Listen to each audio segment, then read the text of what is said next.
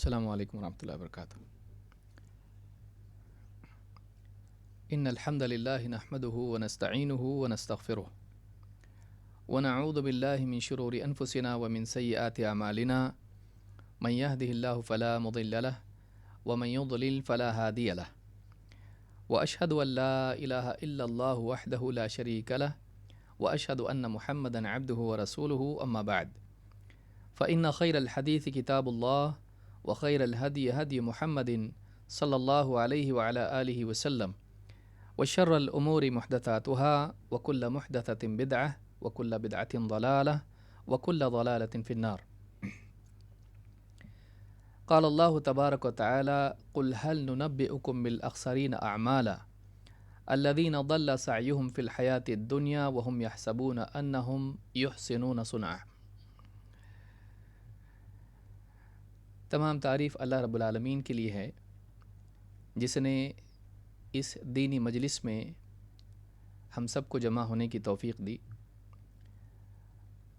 اللہ اور اس کے رسول صلی اللہ علیہ وسلم کا کلام اور سلف کی تعلیمات اور ان کی تفہیم کو سمجھنے اور سیکھنے کے لیے جمع ہونا اپنی ذات میں خود ایک کامیابی ہے، اور اس چیز کا اور ان تمام اس طرح کی مجالس کا انعقاد کرنا یہ بڑی خوش قسمتی کی چیز ہے۔ اس میں شریک ہونا یہ بہت ہی توفیق اور اللہ کے انعام کی علامات میں سے ہے۔ اس لیے میں بہت ہی شکر گزار ہوں الغات جالیات کا، ذمہ داروں کا، جنہوں نے اس بزم کا، اس مجلس کا انعقاد کیا اور ہم سب کو موقع دیا کہ ہم قرآن و سنت کی بات کہنے اور سننے میں شریک ہو سکیں۔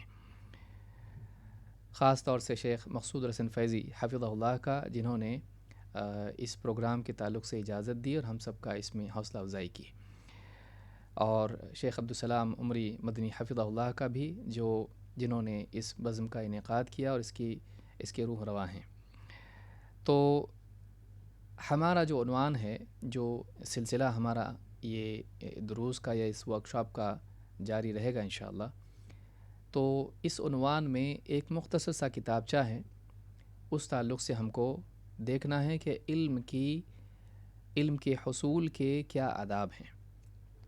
پورا رسالہ یا پورے نوٹس یا پورا ہمارا یہ جو سلسلہ یہ ورکشاپ ہے، جس کا عنوان آپ دیکھ چکے ہیں کہ علم دین ہم کیسے حاصل کریں، دین کا علم کن آداب کے ساتھ حاصل کیا جائے۔ تو انشاءاللہ اس میں تقریباً 30 ابواب ہیں، اور ایک ایک کر کے وہ آداب کیا ہیں جو ایک طالب علم کو جن کا لحاظ رکھنا چاہیے، انشاءاللہ ہم ایک ایک کر کے دیکھیں گے۔ قرآن کریم میں اللہ رب العالمین نے فرمایا قل هل ننبئكم بالاخسرین اعمالا الذین ضل سعیهم فی الحیاۃ الدنیا وهم يحسبون انهم يحسنون صنعا۔ اے نبی آپ فرما دیجئے، کیا ہم تمہیں بتائیں کہ اعمال کے اعتبار سے سب سے زیادہ خسارے میں کون ہے؟ الذین ضل سعیهم فی الحیاۃ الدنیا، یہ وہ لوگ ہیں جن کی دنیاوی کوششیں تمام تر رائے گاں چلی گئیں، برباد ہو گئیں۔ وَهُمْ يَحْسَبُونَ أَنَّهُمْ يُحْسِنُونَ صُنْعًا، اور وہ اسی بھرم میں، اسی گمان میں پڑے رہے کہ ہم کوئی اچھا کام کر رہے ہیں۔ سورۃ الکہف آیت نمبر 103 104۔ یہ بڑی تنبیہ والی آیت ہے، بڑی سخت آیت ہے، جس میں انسان کے برے انجام کے بارے میں ایک خاص بات بیان کی گئی ہے۔ انسان کے لیے سب سے بڑی ہلاکت یہ ہے، سب سے بڑی بربادی یہ ہے کہ وہ یہ سمجھ رہا ہو کہ میں جو کچھ کر رہا ہوں وہ صحیح ہے، اس کے ذریعے میں کامیاب ہوں گا، اس کے ذریعے، اس عمل کے ذریعے میری نجات ہوگی۔ لیکن جو عمل وہ کر رہا ہو وہ عمل ہلاکت والا، بربادی والا ہو۔ وہ ایسی چیزوں کو مان رہا ہو جو کفر ہوں، شرک ہوں، لیکن وہ یہ سمجھ رہا ہو کہ یہی اصل ایمان ہے، یہی اصل دین ہے۔ وہ ایسے اعمال کر رہا ہو جو بدعات ہوں، اللہ کی شریعت سے آزادی اور اللہ کی شریعت کے مخالف ہوں، لیکن وہ یہ سمجھ رہا ہو کہ میں جو کر رہا ہوں اللہ سے قریب کرنے والے اعمال کر رہا ہوں۔ وہ ہر قدم پر اللہ سے دور ہوتا چلا جائے، لیکن اپنے گمان میں یہ سمجھ رہا ہو کہ میں اللہ کی طرف، اپنی منزل کی طرف بڑھ رہا ہوں۔ وہ اپنی بیماری کے لیے زہر کھا رہا ہو اور وہ یہ سمجھ رہا ہو کہ میں اپنی شفا کے لیے دوا کھا رہا ہوں۔ اس سے زیادہ بدقسمتی اور ہلاکت اور بھیانک بات انسان کے لیے کیا ہو سکتی ہے کہ وہ ہلاکت کے راستے پر چل رہا ہو اور یہ سمجھتا ہو کہ یہ نجات اور کامیابی کا راستہ ہے۔ ایسا کیوں ہوتا ہے؟ ایسا اس لیے ہوتا ہے کہ انسان کامیابی کی سب سے پہلی شرط، کامیابی کا جاننا، کامیابی کے راستے کا جاننا، اس شرط کو ضائع کر دیتا ہے۔ انسان کو ارادہ کرنے سے پہلے ضروری ہے کہ وہ یہ جانے کہ اس کو کس طرف جانے کا ارادہ کرنا چاہیے۔ معلوم ہوا کہ اگر علم انسان کے پاس نہ ہو تو اس کا اٹھنے والا ہر قدم اس کو منزل کی بجائے منزل سے دور لے جاتا ہے۔ لہٰذا سب سے پہلا کام ایک انسان کے لیے یہ ہے جو اپنے دل میں کامیابی کی چاہت اور تمنا رکھتا ہے، سب سے پہلا کام اس کے لیے ضروری ہے کہ وہ یہ جانے کامیابی ہے کیا۔ وہ جانے کہ کامیابی تک پہنچنے کے لیے، کامیابی کو پانے کے لیے مجھ کو کس راستے پر چلنا پڑے گا۔ وہ یہ جانے کہ اس راستے پر چلنے میں کیا رکاوٹیں ہیں۔ وہ یہ جانے کہ اس راستے کی رکاوٹوں کو کیسے پار کیا جاتا ہے۔ وہ اپنے داخل میں اپنے عیوب کو جانے جو منزل تک پہنچنے میں اس کے لیے رکاوٹ ہیں، اور نہ صرف ان عیوب کی معرفت اس کو ہو بلکہ اسی کے ساتھ ساتھ ان عیوب کا علاج بھی جانتا ہو۔ ان تمام چیزوں کو جانے بغیر ایک آدمی اگر کامیابی کے منزل کی طرف دوڑنے کی بات کرے تو اس کی بات واقعی کامیابی کی طرف لے جانے والی نہیں ہے۔ لہٰذا سب سے بڑی چیز انسان کے لیے ہے کہ وہ حق کو جانے، وہ کامیابی کو جانے اور اس کے راستے کو جانے۔ علم کے بغیر انسان کامیاب نہیں ہو سکتا ہے، نہ دنیا میں نہ آخرت میں۔ اس اعتبار سے دیکھا جائے تو سب سے بڑی مصیبت انسان کے لیے جہالت ہے۔ دیکھیے، ایک انسان کو اللہ تعالیٰ نے دو قوتیں دی ہیں، ایک علم کی قوت اور دوسرے عمل کی قوت۔ وہ علم حاصل کر سکتا ہے، باتوں کو یاد رکھتا ہے، ان میں غور کرتا ہے، یہ صلاحیت اللہ نے انسان کو دی، اور اسی طرح سے وہ ارادہ کرتا ہے اور عمل کرتا ہے۔ ایک ہے قوت علمیہ اور دوسری ہے قوت عملیہ۔ ایک ہے معرفت کی صلاحیت اور دوسرے ہے ارادے کی قوت و اختیار۔ ان دو چیزوں کے صحیح استعمال سے انسان کامیاب ہوتا ہے، اور ان دو چیزوں کے غلط استعمال سے انسان ناکام ہوتا ہے۔ اگر اس کا علم غلط ہو، ناکامی یہیں سے شروع ہو جاتی ہے۔ علم صحیح ہو لیکن ارادہ اس کا غلط ہو، یہاں سے بھی ناکامی انسان کی شروع ہو جاتی ہے۔ اس طرح سے علم اور ارادے کا بگاڑ، یہ دو چیزیں ہیں جو انسان کی ہلاکت کے بنیادی اسباب ہیں۔ جہالت علم کا نہ ہونا یا علم کا بگاڑ ہے، اور ظلم انسان کے ارادے کے بگاڑ کی بدترین صورت ہے جو شرک تک لے جاتی ہے، اللہ کے سوا کسی اور کا قصد۔ اسی طرح سے حقوق کی ادائیگی میں مخلوق کا حق ادا نہ کرنا، دوسرا اپنے اوپر ظلم کر لینا، کیونکہ ہر معصیت اپنے اوپر ظلم ہے۔ ربنا ظلمنا انفسنا، انسان جب بھی کوئی ایسا کام کرتا ہے جس سے اللہ ناراض ہوتا ہے تو گویا کہ وہ اپنے آپ پر ظلم کرتا ہے۔ کیوں؟ اس لیے کہ اللہ رب العالمین کی طرف سے جو سزا آنے والی ہے اس سزا سے اپنے آپ کو بچا نہیں سکتا ہے، اور اس سزا کا نقصان اس کی ذات کو ہوگا، تو اس نے اپنے عمل سے اپنے لیے مصیبت کھڑی کی، تو وہ اپنے خلاف ظلم ہوا۔ تو دو چیزیں ہیں جو ساری مصیبتوں کی جڑ ہیں۔ ابن تیمیہ رحمۃ اللہ علیہ فرماتے ہیں اقتداء الصراط المستقیم میں، والجہل والظلم ہما اصل کل شر۔ ابن تیمیہ رحمۃ اللہ علیہ فرماتے ہیں کہ جہالت اور ظلم یہ سارے شر کی جڑ ہیں۔ یہ دو چیزیں ایسی ہیں، جہالت اور ظلم، یہ دو چیزیں ایسی ہیں جو سارے شر کی، ساری برائیوں کی جڑ ہیں۔ ساری برائیاں انہی سے نکلتی ہیں۔ کما قال سبحانہ وتعالی وحملها الانسان انہ کان ظلوما جہولا۔ جیسا کہ اللہ تعالیٰ نے قرآن کریم میں فرمایا، امانت کا جب ذکر اللہ تعالیٰ نے فرمایا تو انسان کے بارے میں کہا کہ انسان اس امانت کا حامل ہو گیا۔ وَحَمَلَهَا الْإِنسان وَحَمَلَهَا الْإِنسان إِنَّهُ كَانَ ظَلُومًا جَهُولًا۔ انسان کی اللہ تعالیٰ نے برائی بیان کی، اس کے عیوب کو بیان کیا، اس کی ناکامی کو ذکر کیا، تو بنیادی طور پر دو وصف اس کے بیان کیے، إِنَّهُ كَانَ ظَلُومًا جَهُولًا، بلا شبہ انسان بڑا ظالم ہے، بڑا جاہل ہے۔ تو ابن تیمیہ رحمۃ اللہ علیہ فرماتے ہیں کہ والظلم ہما اصل کل شر، ظلم، جہالت اور ظلم سارے شر کی جڑ ہیں۔ لہٰذا اگر ہم اپنی زندگی میں کامیاب ہونا چاہتے ہیں، چاہے دنیاوی اعتبار سے یا دینی اعتبار سے، یہ دو چیزیں ایسی ہیں جن سے ہم کو بچنا ضروری ہے، جن کا علاج ضروری ہے۔ ابن قیم رحمۃ اللہ علیہ فرماتے ہیں ظالم اور جاہل کا مطلب کیا ہے، کس اعتبار سے؟ کہتے ہیں ظلوم لنفسہ جہول بربہ وعظمتہ وجلالہ وحکمتہ واتقان صنعہ۔ کہتے ہیں کہ انسان ظلوم ہے، ظالم ہے، خود اپنے اوپر ظلم کرتا ہے اللہ کی نافرمانی کر کے، اللہ رب العالمین کی پسند چھوڑ کے غلط راستے پر چل کے خود اپنے خلاف ظلم کر لیتا ہے۔ ظلوم لنفسہ جہول بربہ، اپنے رب کے بارے میں بالکل جاہل ہے۔ کس اعتبار سے؟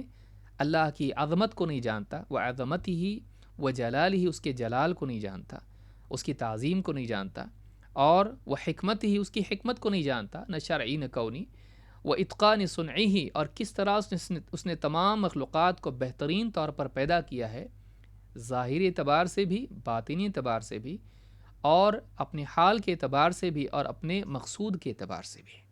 انسان کو یوں ہی عبث پیدا نہیں کیا، بلکہ ایک بہت اونچے مقصد کے لیے پیدا کیا۔ تو اللہ رب العالمین کی صفات، اس کی ذات و صفات کی صحیح معرفت اس کو نہیں ہے، جو کہ ساری برائیوں کے اصل جڑ ہے۔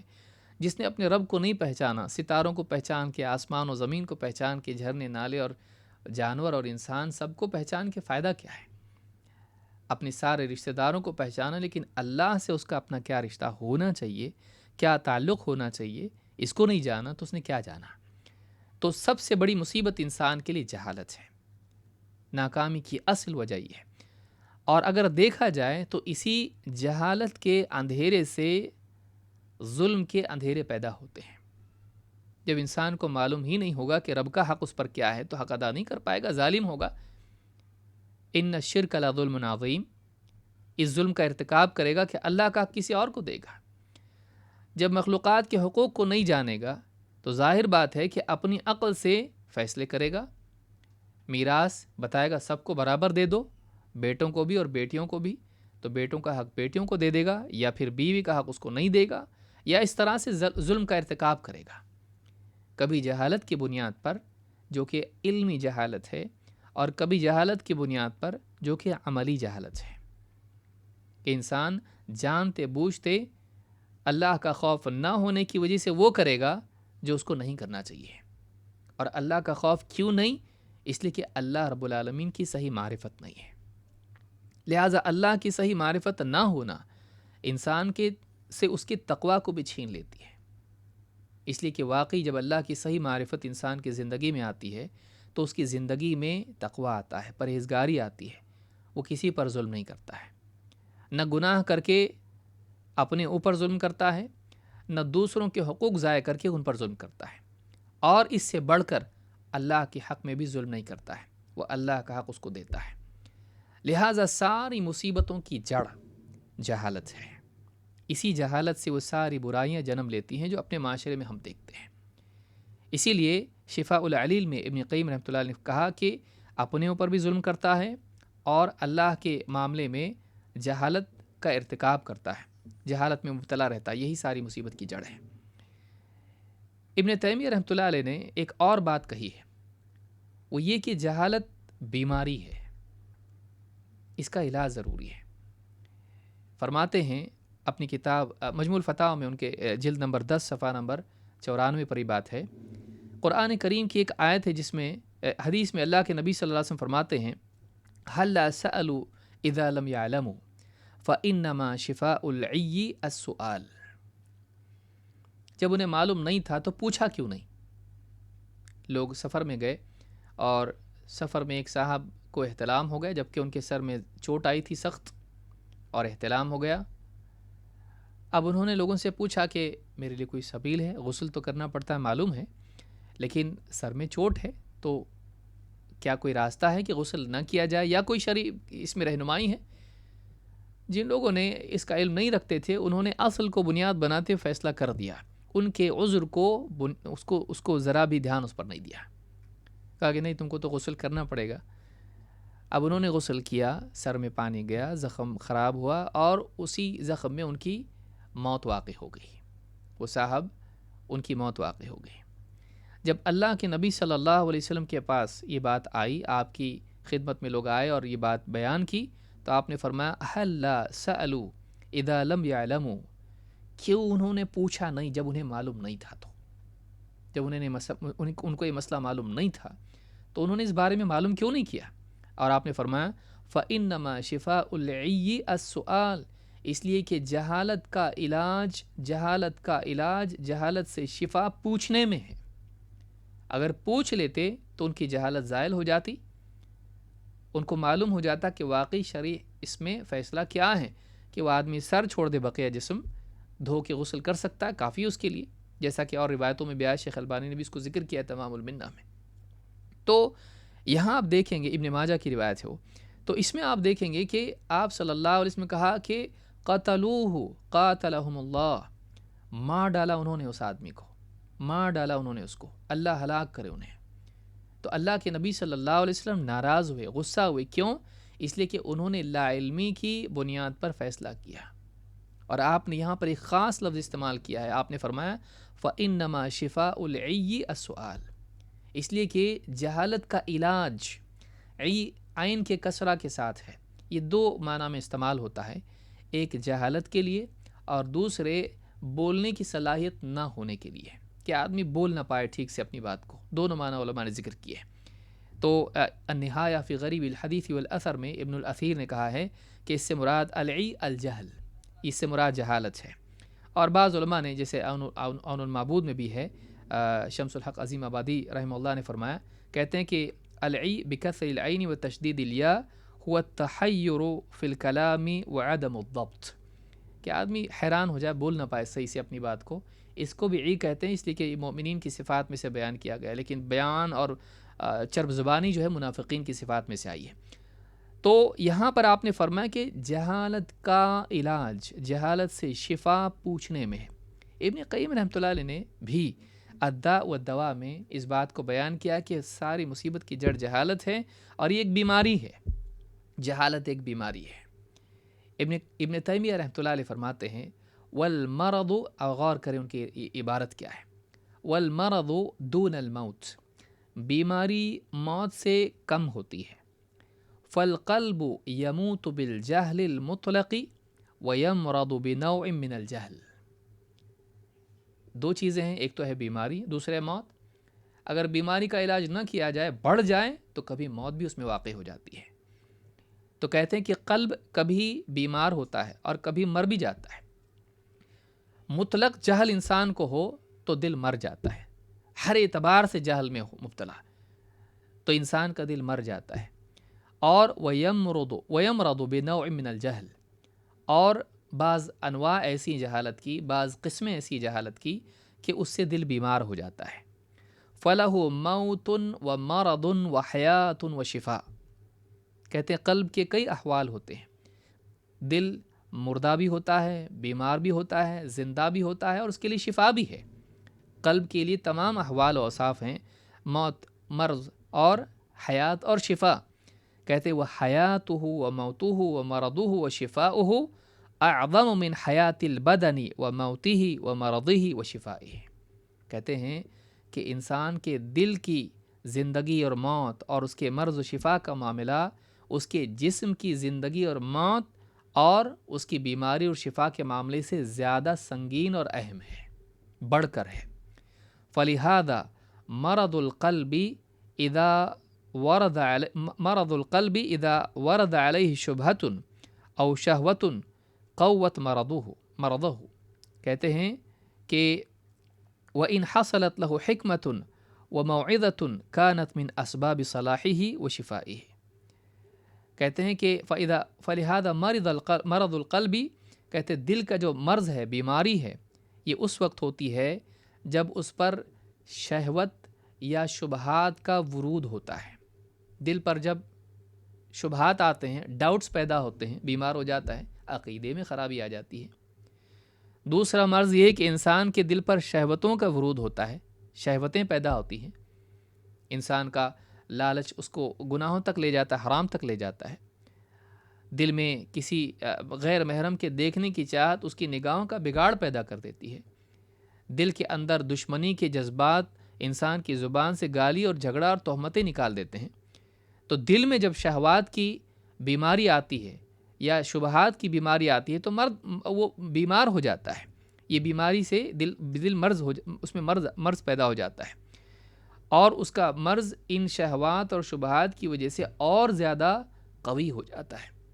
وَإِنْ حَصَلَتْ لَهُ حِكْمَةٌ وَمَوْعِظَةٌ، اس کے برعکس جب دل کو حکمت اور موعظت نصیب ہوتی ہے، حکمت کی بات، سمجھداری، سوجھ بوجھ کی بات اس کے دل میں آتی ہے، یا اسی طرح سے نصیحت اور ڈانٹ ڈپٹ اور واعظ و نصیحت، ترغیب و ترہیب کی بات اس کے دل میں آتی ہے، تو كانت من اسباب صلاحه وشفائه، تو یہ چیزیں، حکمت کی باتیں، واعظ و نصیحت کی باتیں اس کے دل کی صلاح اور شفا کا ذریعہ بن جاتی ہیں، اس کی اصلاح اور اس کے علاج اور بیماری سے نجات کا ذریعہ بن جاتی ہے. مجموع الفتاوی میں بات ابن تیمیہ رحمہ اللہ کی موجود ہے. تو اس سے ایک بات یہ معلوم ہوئی کہ بیماری، جسم کی بیماری اتنی بڑی نہیں ہے جتنی دل کی بیماری ہوتی ہے. اس لیے کہ جسم کی بیماری سے انسان مر سکتا ہے، لیکن دل کا مرنا انسان کو جہنم میں لے جاتا ہے. لہٰذا جہالت یہ بہت بڑی بیماری ہے اور یہ ہلاکت ہے، انسان کی تباہی ہے. سوال یہاں یہ پیدا ہوتا ہے کہ انسان تو پیدا ہی جاہل ہوتا ہے، انسان کو تو کچھ بھی معلوم نہیں ہوتا ہے. بچے کو اپنی ذات کے بارے میں خود معلوم نہیں ہوتا ہے تو دوسروں کے بارے میں کیا جانتا ہوگا. لیکن یہ جو جہالت ہے اس کو لا علمی کہا جا سکتا ہے. یہ جہل کی وہ قسم ہے جس کے ساتھ انسان پیدا ہوتا ہے اور اس پر اس کی کوئی مذمت نہیں ہے، اس کی کوئی برائی نہیں. کیوں؟ کیونکہ اللہ نے اس کو پیدا ویسے کیا ہے. لیکن انسان اس کے علم کی صلاحیت اور اختیار کو ضائع کر کے اسی جہل پر برقرار رہے اور علم حاصل نہ کرے تو یہاں وہ مذموم ہوتا ہے. یہاں یہ برائی اس میں ہوتی کہ اس نے غلط کام کیا. وہ مجرم تب ہوتا ہے جب وہ قوت ہونے کے باوجود، صلاحیت ہونے کے باوجود بھی، موقع ہونے کے باوجود بھی علم حاصل نہ کرے، اسی جہالت پر باقی رہے، لا علمی میں برقرار رہے. ورنہ فی نفسہ نہ جاننا انسان کے لیے کوئی ہلاکت اور گناہ نہیں ہے. ایک آدمی پیدائشی طور پر ہی نہیں جانتا ہے، لیکن پھر اللہ نے اس کو صلاحیت دی. اللہ نے قرآن کریم میں خود فرمایا واللہ اخرجکم من بطون امہاتکم لا تعلمون شیئا، اللہ تعالیٰ نے تمہاری ماں کے بطون سے، پیٹ سے تمہیں اس حال میں نکالا کہ تم کو کچھ بھی نہیں معلوم تھا، تم کچھ نہیں جانتے تھے. تو یہ تو انسان کی اصل ہے، لا تعلمون شیئا، نہیں جانتے تھے کچھ بھی. اللہ نے پیدا ہی ایسا کیا. لیکن کیا اللہ نے اسی حال میں رکھا؟ نہیں. اللہ تعالیٰ نے کچھ صلاحیتیں انسان کو دیں. کیا فرمایا؟ وَجَعَلَ لَكُمُ السَّمْعَ وَالْأَبْصَارَ وَالْأَفْئِدَةَ لَعَلَّكُمْ تَشْكُرُونَ. لیکن اللہ نے جب تم کو پیدا کیا، لا علمی کے ساتھ دنیا میں لایا، تو وہ صلاحیتیں دیں. کیا دیں؟ کون سی صلاحیتیں؟ وَجَعَلَ لَكُمُ السَّمْعَ، سننے کی صلاحیت دی، وَالْأَبْصَارَ، دیکھنے کی صلاحیت دی، وَالْأَفْئِدَةَ، اور سوچنے کی صلاحیت دی، لَعَلَّكُمْ تَشْكُرُونَ، تاکہ تم اللہ تعالیٰ کے شکر گزار بن جاؤ.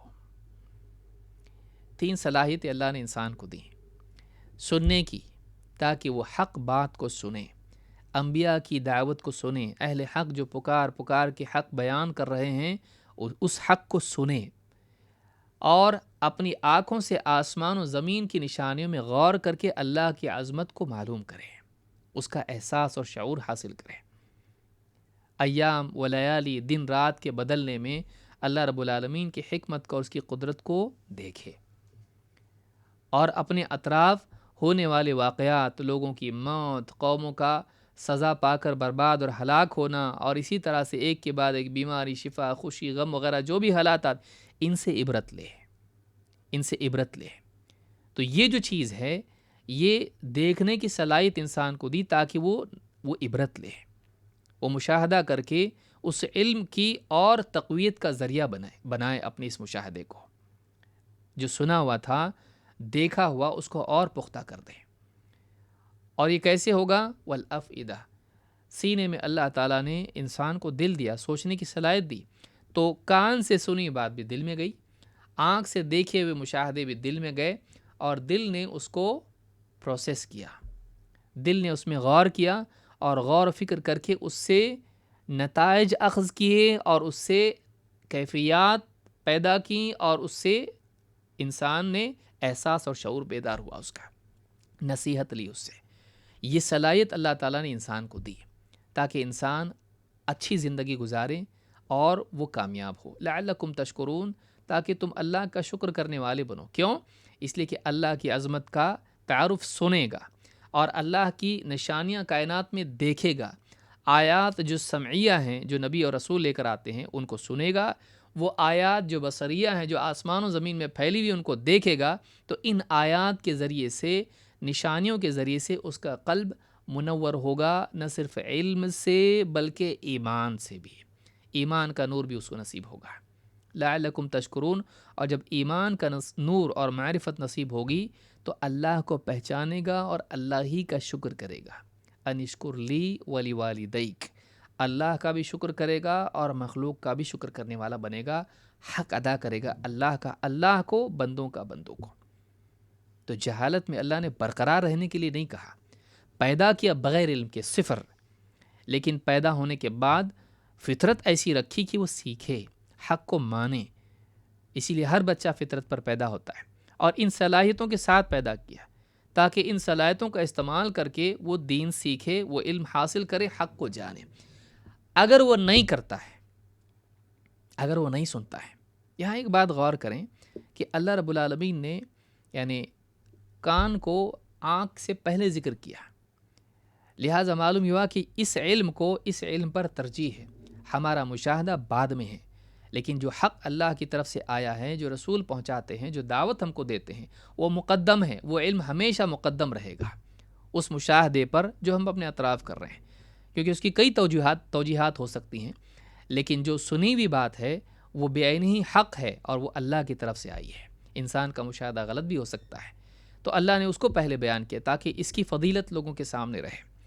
تو اللہ والا علم اگر نہیں حاصل کرتا ہے، نہیں سنتا حق بات کو، اور نہیں غور کرتا اس میں، اور نہیں نصیحت لیتا اس سے، تو ایسا آدمی جہنم میں جائے گا۔ جہالت کتنی بڑی مصیبت ہے۔ اگر ہم کو علم کی فضیلت معلوم کرنا ہے، اس سے پہلے جہالت کا نقصان ہم کو معلوم ہونا چاہیے۔ آدمی ڈاکٹر کے پاس کب جاتا ہے؟ جب بیماری سے ڈرتا ہے۔ نہیں ڈرتا ہے تو جو ہوگا دیکھیں گے۔ جب آدمی کو بیماری کی سنگینی کا احساس ہوتا ہے تبھی تو دوا کھاتا ہے۔ علم کا شوق اور علم کے حصول کے لیے مجاہدہ کب کرے گا آدمی؟ کیونکہ یہ اتنا آسان نہیں ہے۔ یہ تبھی کرے گا جب انسان کو جہالت کی ہولناکی معلوم ہو، اس کا خطرہ معلوم ہو، اس کا نقصان معلوم ہو۔ کیا نقصان ہے؟ جہنم۔ جہالت کا نقصان جہنم ہے۔ اللہ تعالیٰ قرآن کریم میں فرماتا ہے وَقَالُوا لَوْ كُنَّا نَسْمَعُ أَوْ نَعْقِلُ مَا كُنَّا فِي أَصْحَابِ السَّعِيرِ۔ جہنم میں جانے والے کہیں گے، اللہ تعالیٰ نے ان کا قول قرآن کریم میں ذکر کیا، فرمایا وہ جہنمی کہیں گے لَوْ كُنَّا نَسْمَعُ أَوْ نَعْقِلُ مَا كُنَّا فِي أَصْحَابِ السَّعِيرِ، کاش کہ اگر ہم سنتے یا غور کرتے، عقل سے کام لیتے، غور کرتے، تو ہم اس جہنم میں آنے والے نہیں بنتے، ہم جہنمی نہیں بنتے۔ تو دو باتیں انہوں نے فَاعْتَرَفُوا بِذَنبِهِمْ، اللہ نے فرمایا کہ انہوں نے اپنے اس گناہ کا اعتراف کیا۔ وہ اپنے گناہ کا اعتراف کریں، کیا گناہ تھا ان کا، کیا پاپ تھا، کیا غلطی تھی ان کی غلطی تھی کہ انہوں نے نہ حق کو سنا اور نہ اس حق میں غور کیا۔ انسان کے لیے، نجات کے لیے پہلا کام ضروری ہے کہ وہ حق کو سنے اور اس میں غور کرے۔ یہاں او واو کے معنی میں ہے کہ کاش کہ وہ حق کو سنتے اور حق کو سننے کے بعد میں اس میں غور کرتے، یا اس اعتبار سے ہے کہ کاش کسی جانکار کو ہم سنتے، اس کی بات سن لیتے، ہم اس کی بات سن کے اس کے مطابق عمل کرتے، اگر ہمارے پاس صلاحیت نہیں تھی خود فیصلہ لینے کی، یا اگر صلاحیت تھی تو پھر خود اپنی عقل سے کام لے کے حق کو سمجھتے اور اس پر عمل کرتے ہیں۔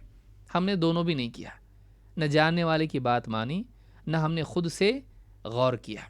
وقالوا لو كنا نسمع او نعقل ما كنا في اصحاب السعیر، امام شوکانی رحمۃ اللہ علیہ فرماتے ہیں ای لو كنا نسمع ما خاطبنا به الرسل، کہتے ہیں کہ کاش اگر ہم اس کلام کو سنتے جو رسولوں نے بیان کیا، رسولوں کے خطاب کو سنتے، رسولوں کے کلام کو سنتے، او نعقل شیئا من ذلک، یا اس میں سے کسی ایک بات پر بھی غور کر لیتے، کچھ بات پہ بھی غور کر لیتے، ما کننا فی اعداد اہل النار، ہم جہنمیوں میں سے نہیں ہوتے۔ تفسیر میں فتح القدیر میں انہوں نے اس بات کو بیان کیا، سورہ ملک کی آیت نمبر 10 ہے۔ اس سے بات معلوم ہوئی کہ ایک انسان اگر جہالت میں رہتا ہے تو یہ جہالت اس کے لیے ہلاکت ہے۔ اللہ رب العالمین نے جہالت کو اندھاپن قرار دیا ہے۔ اللہ تعالیٰ قرآن کریم میں فرماتا ہے سورۃ الانعام آیت نمبر 50 میں قل هل يستوي الاعمى والبصیر افلا تتفکرون، اے نبی آپ کہیے کیا اندھا اور بینا دونوں برابر ہو سکتے ہیں؟ وہ جو دیکھ سکتا ہے اور جو دیکھ نہیں سکتا ہے، کیا دونوں برابر ہو سکتے ہیں؟ افلا تتفکرون، تم غور کیوں نہیں کرتے؟ تم غور کیوں نہیں کرتے؟ دونوں برابر نہیں ہو سکتے ہیں۔ امام البغوی رحمہ اللہ اس کی تفسیر میں فرماتے ہیں، امام البغوی فرماتے ہیں الاعمى والبصیر، کہتے ہیں قال قتادہ الکافر والمؤمن، یہاں پر اندھا کون ہے اور بینا کون ہے؟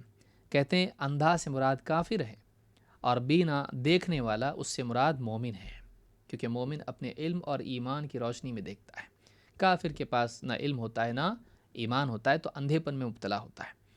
امام مجاہد رحمۃ اللہ علیہ فرماتے ہیں کہ اس سے مراد کون ہے؟ صرف کافر مومن نہیں، بلکہ کہتے ہیں الضال والمہتدی، اس سے مراد وہ ہے جو گمراہ ہیں، اور اس سے مراد وہ ہے جو ہدایت یافتہ ہے۔ یعنی اندھا کون ہے؟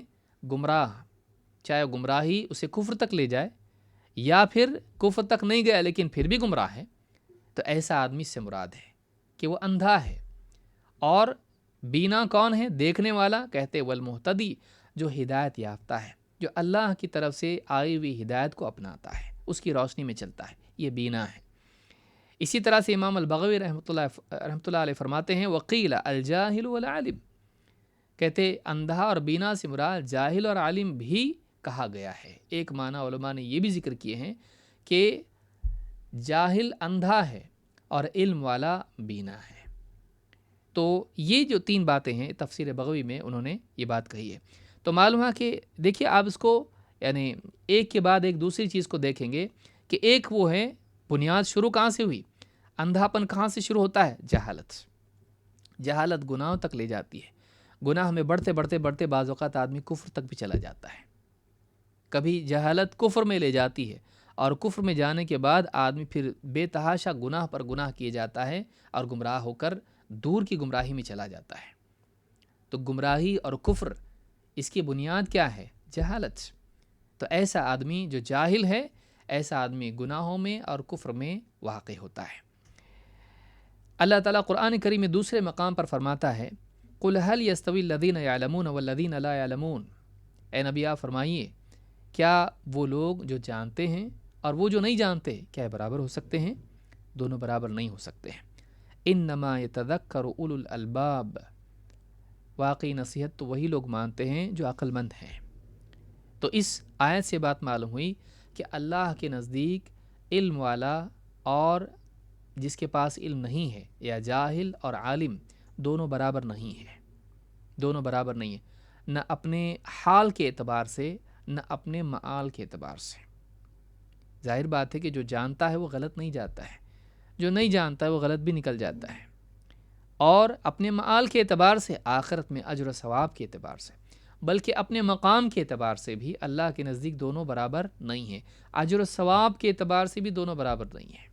تو یہاں پر یہ بات معلوم ہوئی کہ دونوں میں برابری نہیں ہے، جاہل اور عالم، علم والا اور بے علم دونوں برابر نہیں ہو سکتے ہیں۔ اور یہاں کہا کہ انما یتذکر اولو الالباب، نصیحت تو وہی مانتے ہیں جو عقل والے ہیں۔ معلوم ہے کہ نصیحت کے ماننے کے لیے بھی عقل ہونا ضروری ہے۔ بہت سارے لوگوں کا حال آپ نے دیکھا ہوگا کہ نصیحت وہی لوگ اکثر نہیں مانتے ہیں جن کو نصیحت کی زیادہ ضرورت ہوتی ہے۔ کیوں؟ اپنی جہالت کی وجہ سے۔ بلکہ ایسے لوگ نصیحت کرنے والے کے دشمن بن جاتے ہیں جو ان کا بھلا چاہتا ہے۔ کیوں؟ اپنی جہالت کی وجہ سے۔ جہالت اتنی خطرناک ہے، وہ اپنا تو دشمن ہے ہی ہے، دوسروں کا بھی دشمن بن جاتا ہے اپنی جہالت کی وجہ سے۔ تو جو عقل مند ہے وہی نصیحت مانتا ہے، سمجھدار ہے، وہ سمجھتا ہے کہ نہیں یہ آدمی صحیح بات بول رہا ہے۔ اس کی بات میں غور کرنے کے لیے بھی انسان کے پاس کچھ علم ہونا چاہیے، کچھ عقل ہونا چاہیے۔ تو یہاں پر سورہ زمر میں آیت نمبر 9 میں اللہ نے بتایا علم والے اور بے علم برابر نہیں ہو سکتے ہیں۔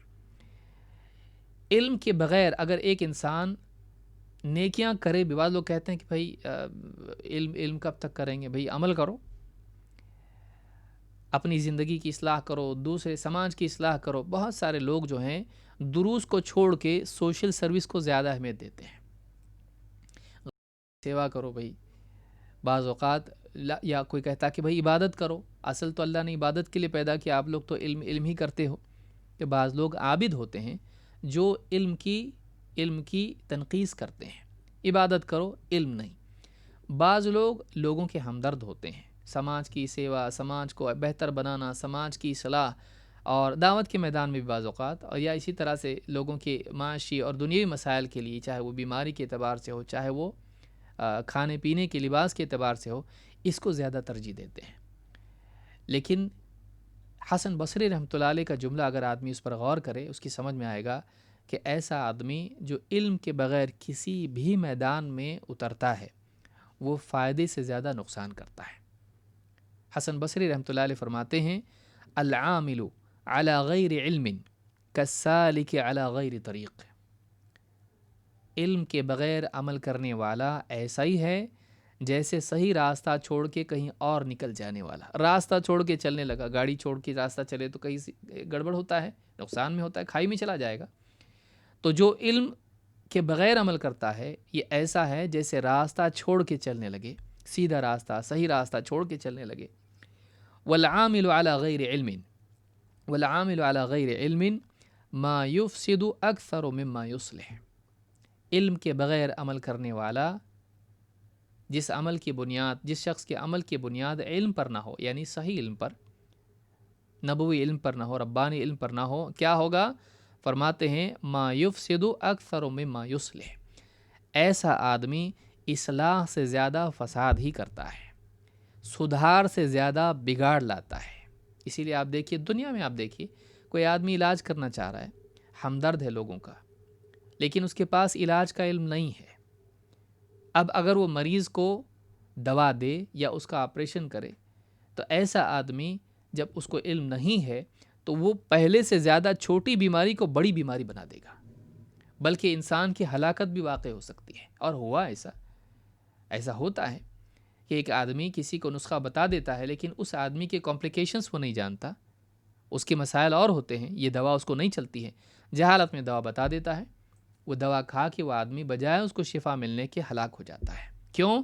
اس لیے کہ جہالت میں اس نے ہمدردی کی۔ ہمدردی کرنے کے لیے بھی چاہے اپنی ہو یا دوسروں کی ہو، انسان کے پاس صحیح علم ہونا چاہیے۔ کسی کا بھلا کرنے کا ارادہ ہونا کافی نہیں ہے، بھلائی کی معرفت ہونا بھی ضروری ہے۔ دل میں جذبہ لوگوں کا بھلا ہو، لیکن بھلا کرنے کی کوشش میں بعض اوقات انسان لوگوں کا برا کر دیتا ہے، نقصان کر دیتا ہے۔ کیوں؟ اس لیے کہ وہ نہیں جانتا بھلائی واقعی کیا ہے۔ لہٰذا علم خیرخواہی سے پہلے ہے، علم اس کے لیے ضروری ہے۔ کسی کی خیرخواہی بھی آپ کرنا چاہتے ہیں یا اپنے لیے عبادات اور آخرت میں نجات کے لیے کچھ کرنا چاہتے ہیں، اس کے لیے علم ضروری ہے۔ یہی بات حسن بصری رحمۃ اللہ علیہ فرماتے ہیں۔ تو پوری بات کا خلاصہ یہ ہے کہ جہالت اندھاپن ہے، جہالت بیماری ہے، جہالت دل کی موت لاتی ہے، ہلاکت لاتی ہے۔ جہالت کے ساتھ کی ہوئی عبادات انسان کے لیے بدعات کا دروازہ کھولتی ہیں۔ جہالت کے ساتھ دعوت لوگوں کے لیے گمراہی کا ذریعہ بنتی ہے، بلکہ بعض اوقات اللہ پر اور رسول پر جھوٹ کا ذریعہ بن جاتی ہے۔ اپنی عقل سے کچھ بھی بول دیا اللہ کے بارے میں، رسول کے بارے میں، وَأَن تَقُولُوا عَلَى اللَّهِ مَا لَا تَعْلَمُونَ، اللہ بغیر علم کے اللہ کے بارے میں بولنے لگ جاتا ہے، اور پھر اللہ کے بارے میں، اسماء و صفات میں یا کسی بھی چیز میں، اللہ کے احکام میں جھوٹ کا مرتکب ہو جاتا ہے۔ جہالت بہت بڑی بلا ہے، جہالت بیماری ہے، اس کا علاج ضروری ہے۔ لہٰذا جہالت سے نجات ضروری ہے تاکہ آدمی قیامت کے دن جہنمی نہ بنے۔ قل هل ننبئکم بالاخسرین اعمالا، اے نبی آپ بتائیے، لوگوں کو کہیے، یہ بات سنائیے، کیا ہم تمہیں بتائیں کہ عمل کے اعتبار سے، عمل کر کے بھی کون لوگ ہیں جو سب سے زیادہ عمل کے اعتبار سے خسارے میں ہیں؟ بالاخسرین اعمالا الذین ضل سعیہم فی الحیات الدنیا، یہ وہ لوگ ہیں جن کی دنیاوی کوششیں سب کی سب رائیگاں چلی گئیں، وہم یحسبون انہم یحسنون صنعا، اور وہ اسی بھرم میں پڑے رہے کہ ہم کوئی اچھا کام کر رہے ہیں۔ اس کو جہل مرکب کہتے ہیں۔ جہالت کی دو قسمیں ہیں، ایک ہے جہل بسیط اور دوسرے جہل مرکب۔ جہل بسیط جس کو ہم لا علمی کہتے ہیں، نہیں جاننا، کہ انسان کو معلوم ہو کہ مجھے نہیں معلوم۔ جہل مرکب انسان غلط کو صحیح سمجھ لے اور صحیح کو غلط سمجھ لے، تو یہ جہالت زیادہ خطرناک ہوتی ہے۔ اور ابن قیم رحمۃ اللہ علیہ فرماتے ہیں کہ اکثر اہل بدعات اس دوسری جہالت میں مبتلا ہوتے ہیں، جہل مرکب میں۔ وہ اپنی بدعات کو سنت سمجھتے ہیں، اپنی شرکیات کو ایمان اور توحید سمجھتے ہیں۔ لہٰذا اس جہالت سے نجات پانا یہ انسان کے لیے سب سے پہلا فریضہ ہے، اور علم کی طرف رجوع کرنا اس کے لیے سب سے پہلا فریضہ ہے۔ اگر آپ غور کریں تو آپ کو دکھائی دے گا کہ اللہ رب العالمین نے سب سے پہلی وحی جو نازل کی محمد عربی صلی اللہ علیہ وسلم پر، وہ علم ہی سے متعلق تھی۔ اقرأ بسم ربک الذی خلق، خلق الانسان من علق، اقرأ وربک الاکرم الذی علم بالقلم، علم الانسان ما لم یعلم۔ پڑھ اپنے رب کے نام سے جس نے پیدا کیا، انسان کو پیدا کیا جمے ہوئے خون سے، علق سے۔ پڑھ، اور تیرا رب سب سے زیادہ کریم ہے، جس نے الذی علم بالقلم، جس نے قلم کے ذریعے تعلیم دی، علم الانسان ما لم یعلم، انسان کو وہ علم دیا جو پہلے سے اس کے پاس نہیں تھا۔ 5 آیتیں اللہ نے نازل کی، اس میں انسان کی تخلیق اور اس کی تعلیم کا ذکر کیا۔ انسان پر اپنے 2 احسانات ذکر کیے، ایک یہ کہ اللہ نے اس کو پیدا کیا، دوسرے یہ کہ پیدا کر کے یوں ہی چھوڑ نہیں دیا بلکہ اس کو علم دیا۔ معلوم ہوا کہ یہ پہلی وحی ہے جس میں علم کے بارے میں بتایا جا رہا کہ پیدا ہونے کے بعد علم ضروری ہے۔ انسان کی تخلیق کا مقصد اس کو معلوم ہونا ضروری ہے۔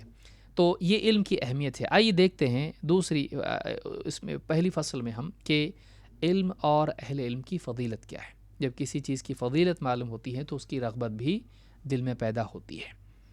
اس کتاب میں اس سلسلے میں پورے 30 ابواب ہیں، اور اس میں شروع کے ابواب جو ہیں یہ علم اور اہل علم اور طلب علم کی فضیلت میں ہیں۔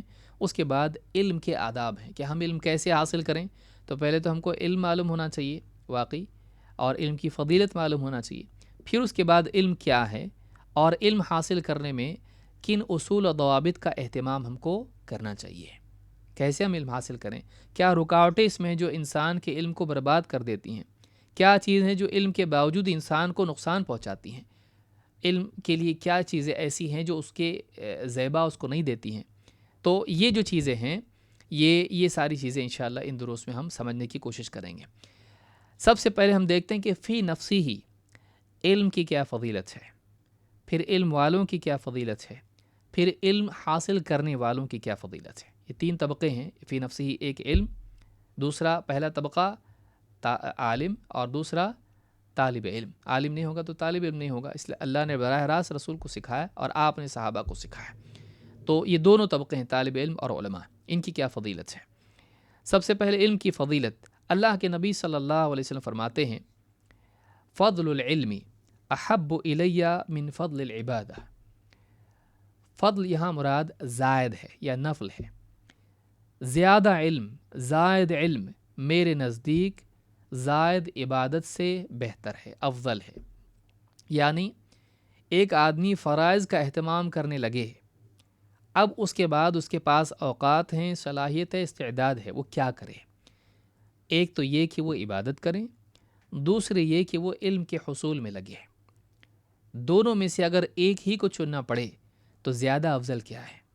تو آپ نے فرمایا کہ نفل علم دین کا میرے نزدیک نفل عبادت سے بہتر ہے۔ اس حدیث سے بات معلوم، امام البزار اور امام الطبرانی نے الاوسط میں، اور اسی طرح سے امام الحاکم نے المستدرک میں اس کو روایت کیا ہے۔ اور صحیح الجامع صغیر حدیث نمبر 4214 پر یہ موجود ہے اور صحیح ہے۔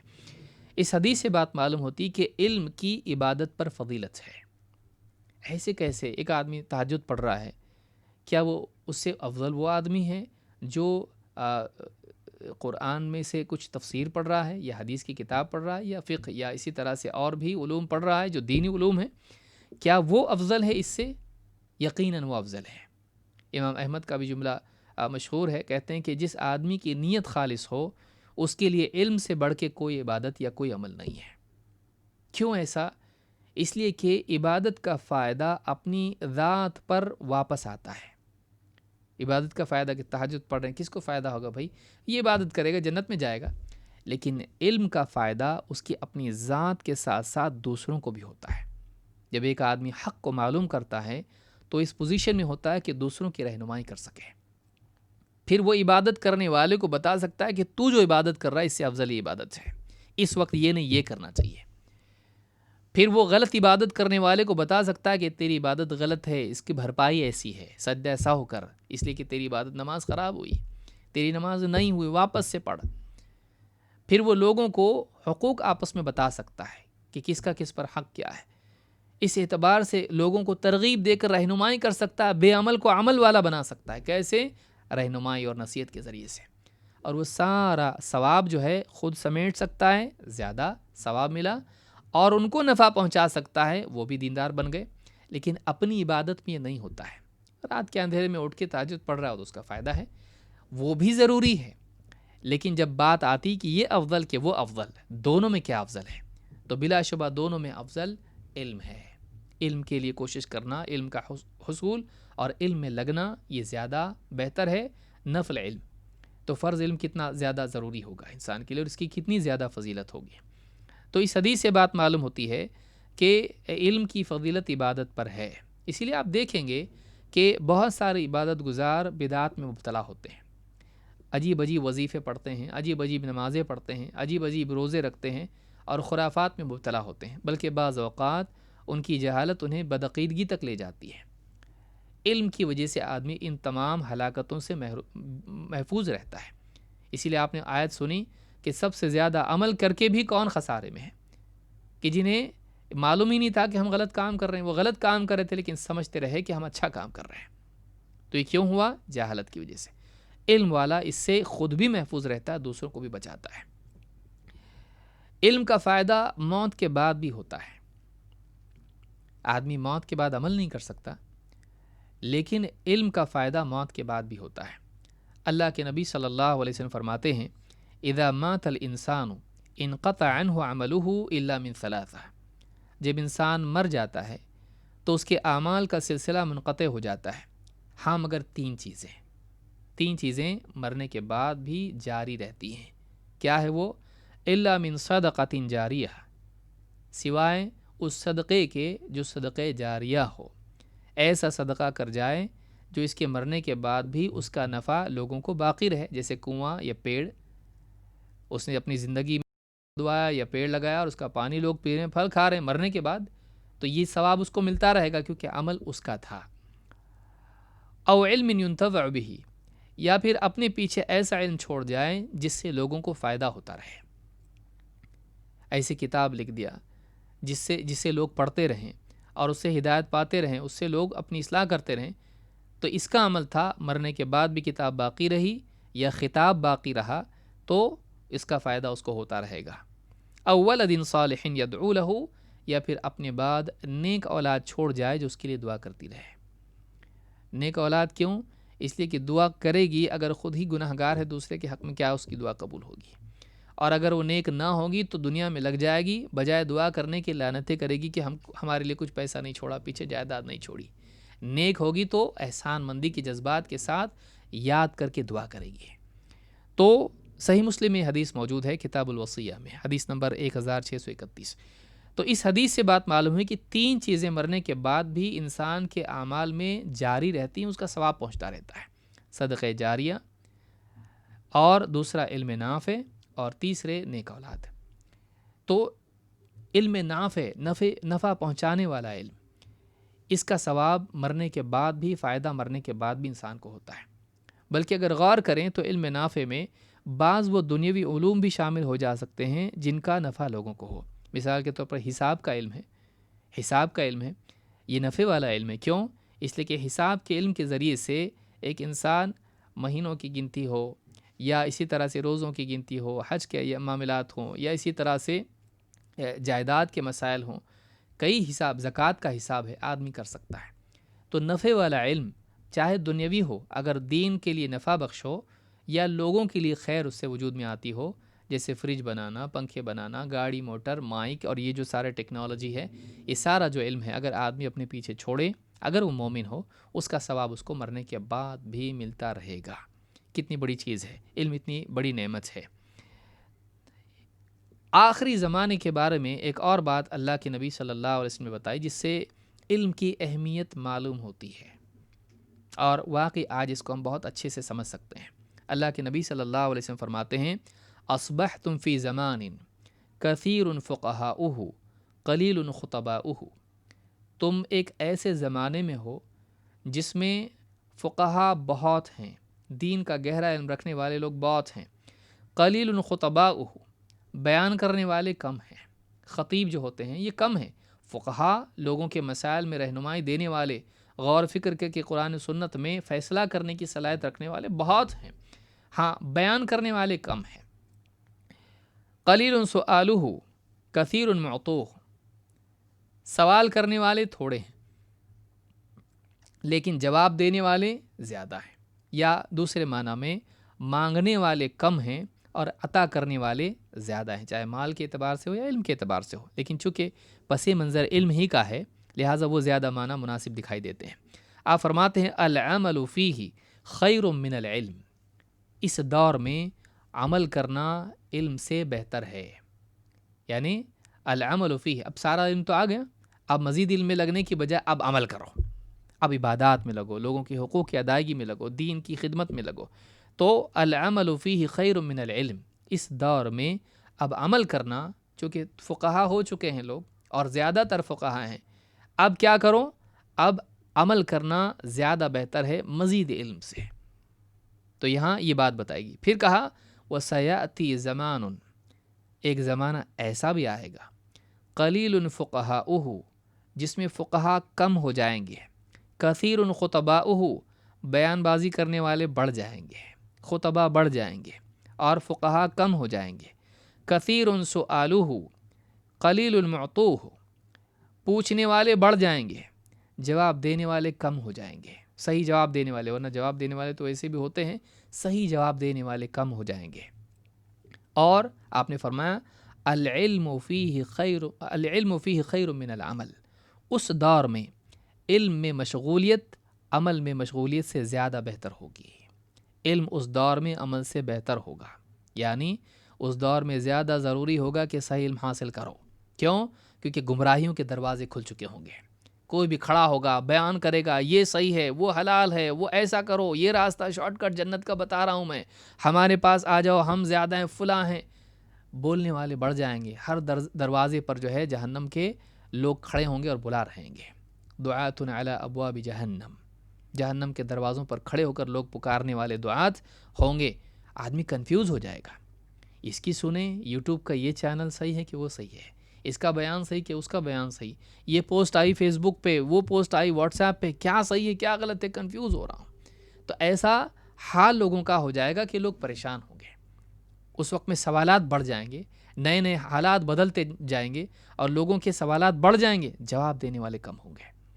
اس دور میں ضرورت اس چیز کی ہوگی کہ ہم علم کی طرف رجوع کریں، حق کا صحیح علم حاصل کریں، صحیح علم حاصل کریں جو حق کا علم ہے، اور اہل علم سے جڑیں اور صحیح علم کو جمع کریں اپنے پاس۔ قرآن و سنت کا علم مٹتا چلا جائے گا لوگوں کے اندر سے، لوگوں کی رائے اور اپنے اپنے فلسفے عام ہوتے چلے جائیں گے، اس وقت میں ضروری ہوگا کہ لوگ علم حاصل کریں۔ اس سے معلوم ہوتا ہے کہ آخری زمانے میں، بعد کے زمانے میں علم حاصل کرنے کی اہمیت بڑھ جائے گی، علم حاصل کرنے کی اہمیت بڑھ جائے گی، اور بلا شبہ دکھائی تو یہی دیتا کہ آج کا زمانہ ایسا ہی ہے، اس میں معلومات بڑھ گئی، علم گھٹ گیا۔ آپ غور کریں اس بات پر، ڈیٹا بڑھ گیا ہے، نالج کم ہو گیا ہے، آل فال دنیا بھر کی باتیں ہیں، صحیح غلط کیا آپ یوٹیوب پہ سرچ کریں، ہزاروں ملینز میں آپ کو رزلٹ آ رہے ہیں، صحیح کیا ہے اس میں؟ ایک سوال ہے، لیکن قادیانی جواب دیا، شیعہ جواب دیا، یہودی نصرانی جواب دیا، بدعتی جواب دیا، کون جواب دیا ہے؟ جواب کس کا ہے معلوم نہیں، اس میں سے چننا مشکل ہو گیا ہے۔ تو ایسا دور آئے گا کہ کنفیوژن ہوگا، اس وقت زیادہ ضروری ہوگا کہ ہم صحیح علم حاصل کریں۔ کیوں؟ تاکہ ہم صحیح راستے پر باقی رہیں، کیونکہ بعد کے زمانے میں اعمال کے بگاڑ کے ساتھ ساتھ عقیدے اور منہج کے بگاڑ کے راستے بھی کھل جائیں گے۔ آدمی مرتد ہو جائے گا، آدمی گمراہ ہو جائے گا، اس کے لیے ضرور صرف خواہشات میں مبتلا ہوگا ایسا نہیں ہے، بلکہ اس کے عقیدے اور منہج کا بگاڑ بھی ہوگا۔ اس وقت میں ضروری ہوگا کہ اپنے عقیدے کی اصلاح کے لیے، اپنے منہج کی اصلاح کے لیے، شبہات سے اور شہوات سے بچنے کے لیے وہ صحیح علم حاصل کریں۔ تو کہا کہ العلم فیہ خیر من العمل، اس دور میں علم عمل سے بہتر ہوگا، یعنی علم میں مصروف ہونا، مشغول ہونا، عمل میں مشغول، یعنی نوافل کی بات چل رہی نہیں کہ نماز 5 وقت کی چھوڑ کے ہم علم حاصل کرنے میں لگ جائیں، نہیں، نوافل کی بات ہے کہ نفل عبادات اور نفل اعمال سے بڑھ کر زیادہ بہتر یہ ہوگا کہ ہم علم حاصل کریں۔ تو یہ امام الطبرانی نے مسند الشامیین میں یہ روایت نقل کی ہے، اور الصحیحہ میں حدیث نمبر 3179 پر شیخ الالبانی نے اس کو حسن قرار دیا ہے۔ تو یہ حدیث بھی بہت اہم ہے۔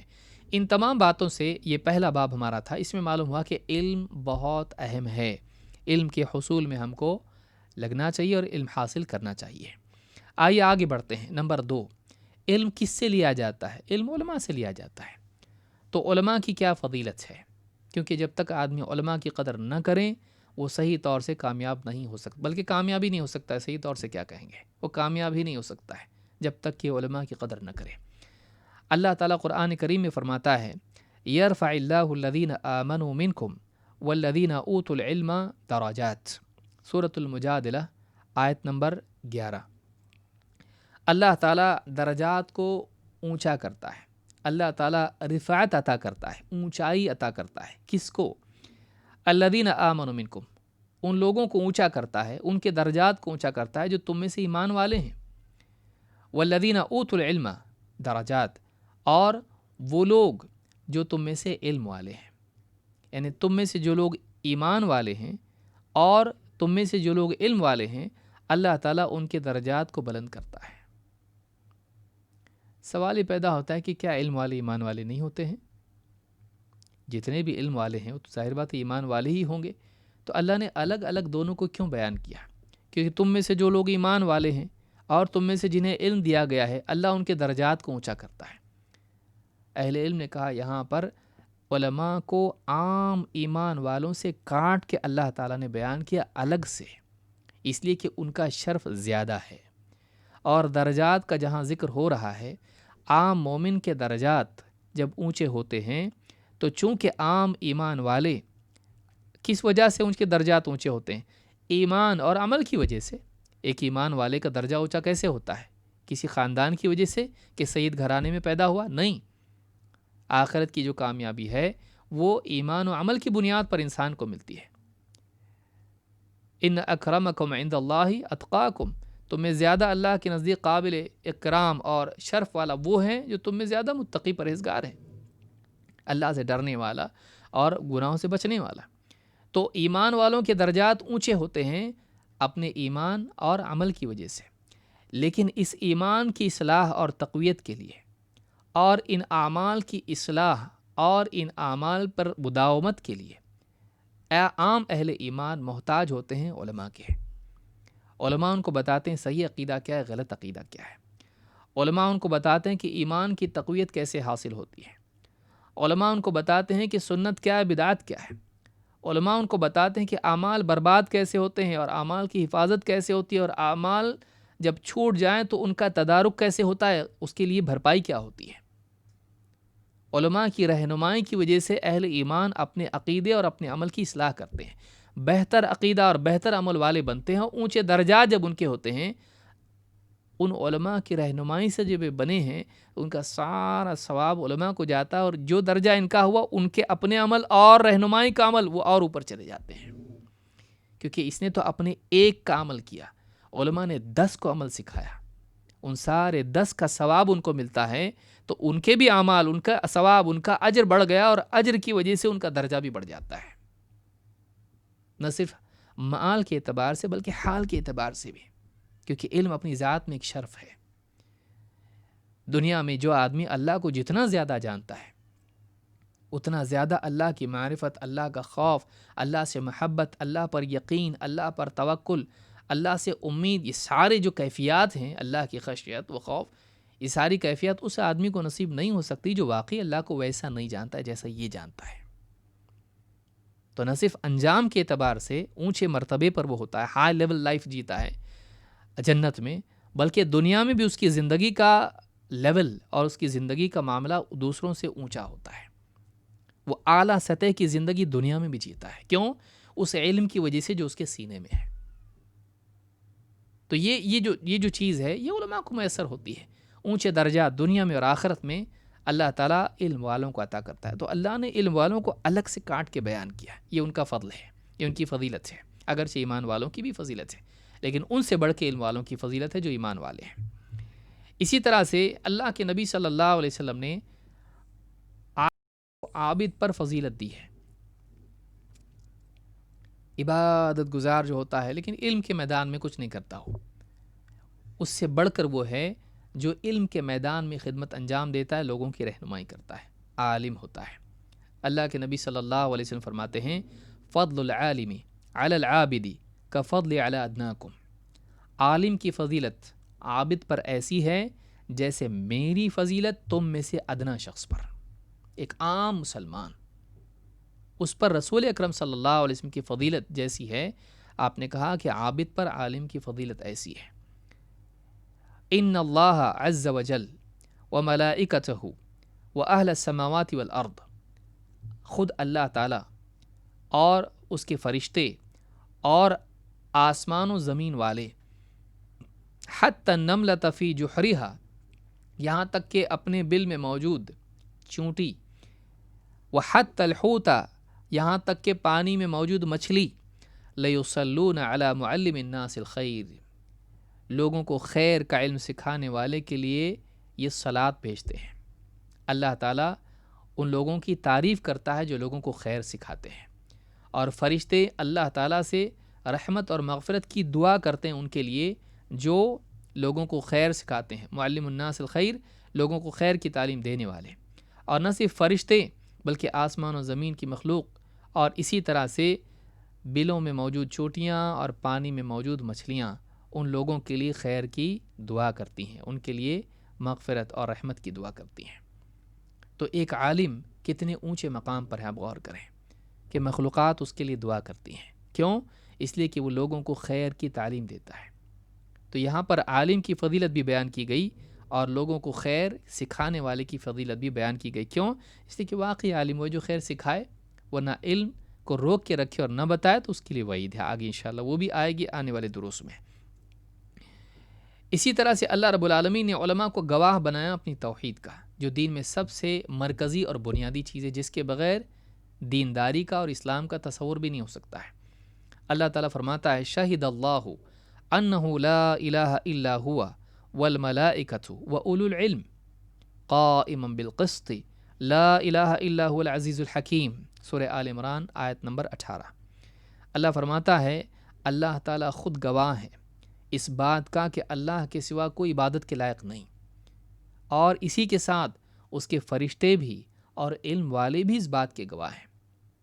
قائما بالقسط، وہ اللہ تعالیٰ قسط پر، عدل پر، انصاف پر قائم ہے، اس کے ہاں ظلم نہیں ہے۔ لا الہ الا ہو، اس کے سوا کوئی عبادت کے لائق نہیں۔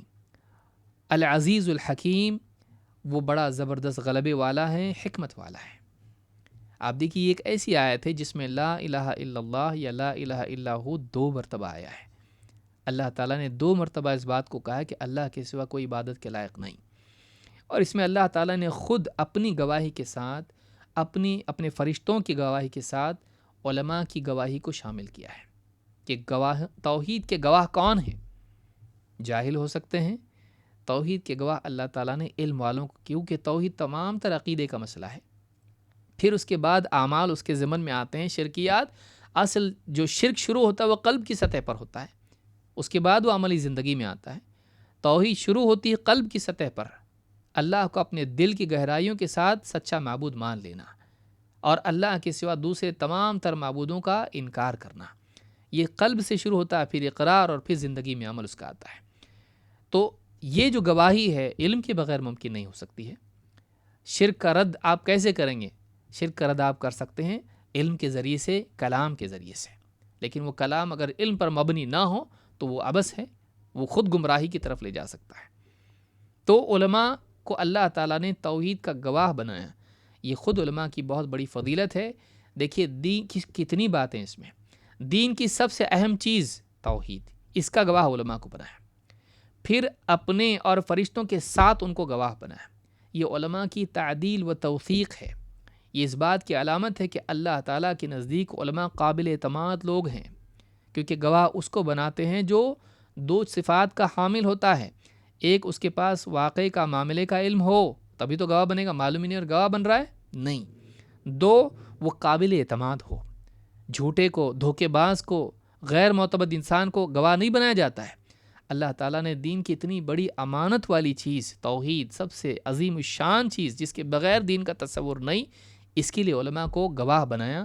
یہ علماء کی فضیلت ہے۔ ابن قیم نے بہت زیادہ اس کو سمجھایا اور بہت ساری باتیں کہی ہیں، اس کا وقت ابھی نہیں ہے۔ مفتاح دار سعادہ میں انہوں نے اس کو تفصیل سے بتایا۔ اور تو یہ علماء کی فضیلت ہے کہ علماء گواہ ہیں، علماء کا ثواب دوسروں سے زیادہ ہے، اور علماء کے لیے مخلوقات دعا کرتی ہیں اور اللہ ان کی تعریف کرتا ہے، خود فرشتے اور دوسری مخلوقات سب ان کے لیے دعا کرتے ہیں۔ آئیے آگے بڑھتے ہیں کہ طلب علم کی فضیلت کیا ہے، کیونکہ طلب علم کے بغیر طالب علم نہیں۔ تو اصل میں طالب علم کی فضیلت اس عمل کی وجہ سے ہے جو وہ کرتا ہے۔ کیا؟ علم حاصل کرنا۔ جو علم حاصل کرتا ہے اس کو طالب علم کہتے ہیں۔ اس کے دل میں علم کی چاہت ہوتی ہے اور اس کی کوشش وہ ہوتی ہے جس کے ذریعے علم آئے، اس لیے اس کو طالب علم کہتے ہیں۔ طالب علم کی بھی وہی فضیلت ہے، یعنی اشتراک طالب علم کا اور علماء کا ایک چیز میں ہے کہ مخلوقات ان کے لیے دعا کرتی ہیں۔ کیوں؟